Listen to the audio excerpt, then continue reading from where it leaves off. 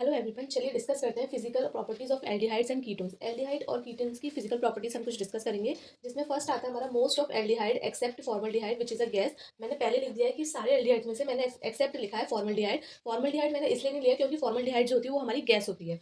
Most of aldehyde except formaldehyde are the liquid at room temperature. वो room temperature पे liquid होती हैं। The lower ketones are colourless liquid and have a pleasant smell. जो lower ketones होते हैं वो जो होते हैं वो कलरलेस लिक्विड होते हैं, उनमें कोई कलर नहीं होता and have a pleasant smell, उनकी प्लीजेंट स्मेल होती है। तो पहला पॉइंट हमारा क्या हुआ?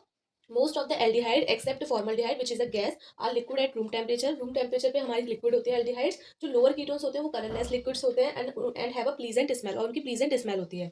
Next point is both of these have a relatively high boiling point as compare to the hydrocarbons of comparable molecular masses. दोनों के जो एल्डिहाइड जो कीटोन होते हैं उनके हाई बॉइलिंग पॉइंट्स होते हैं as compare to the hydrocarbons of the comparable molecular masses. Molecular masses के थ्रू अकॉर्डिंग हम देखें भी तो जो एल्डिहाइड्स और कीटोन्स होते हैं उनके हाई बॉइलिंग पॉइंट्स होते हैं as compare to the hydrocarbon से, due to the presence of polar carbonyl group.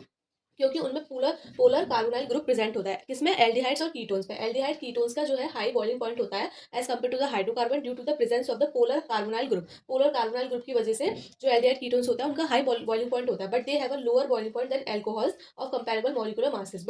But जो एल्कोहल्स होते हैं उनसे इनका जो बॉइलिंग पॉइंट होता है वो लोअर होता है।